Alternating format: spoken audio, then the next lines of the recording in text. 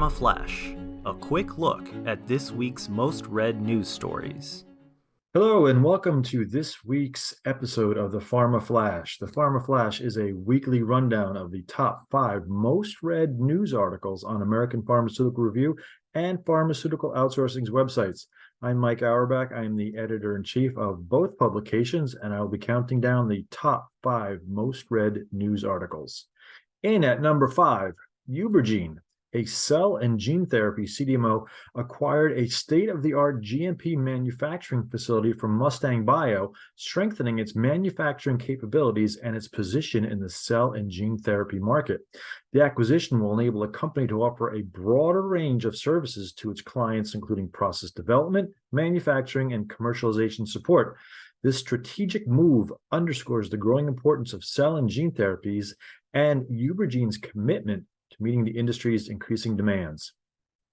In at number 4, Catalent expanded its capabilities in Shiga, Japan to support the growing demand, again, for cell and gene therapy.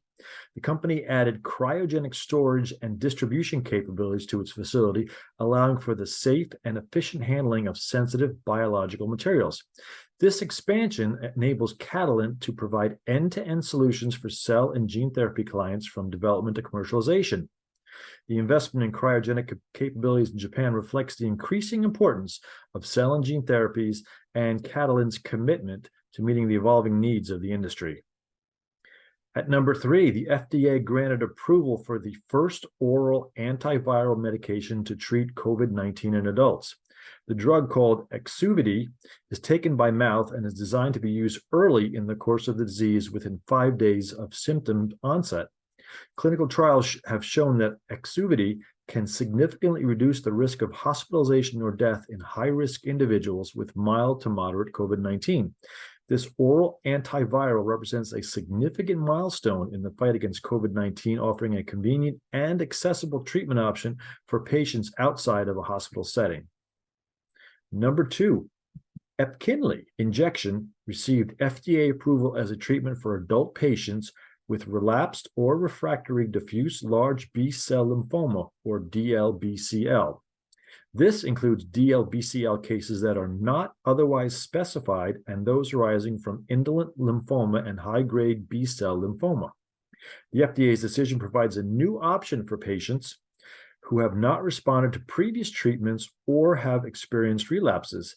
Epkinly is an antibody drug conjugate that targets CD20, a protein found on the surface of B cells, and delivers a cytotoxic agent directly to cancer cells, potentially improving outcomes for DLBCL patients.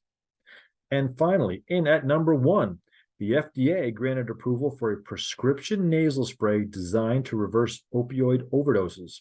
The nasal spray, called Opixio, contains naloxone, a medication that rapidly reverses the effects of opioid overdose. This approval marks an important development in combating the opioid crisis, as the nasal spray can be easily administered by bystanders or caregivers without any medical training.